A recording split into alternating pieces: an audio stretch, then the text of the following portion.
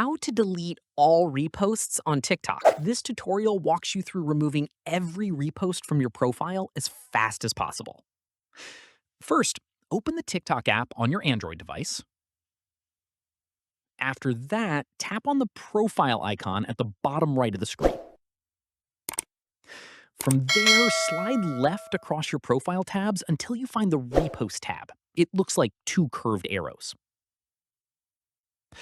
At this point, tap on the first reposted video to open it.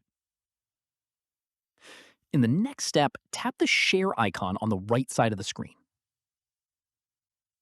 Following this, scroll through the options and tap Remove Repost.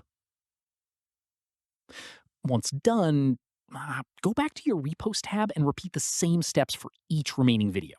Tap the video, hit Share, and tap Remove Repost. After this, keep in mind there's no option to remove all reposts at once, so you'll have to go through them one by one. From here, if reposts aren't disappearing after tapping Remove Repost, open your Android settings. Scroll down and tap on Apps. Search for TikTok and tap on it to open the app info page. Go ahead and tap Force Stop. Then reopen TikTok and try again.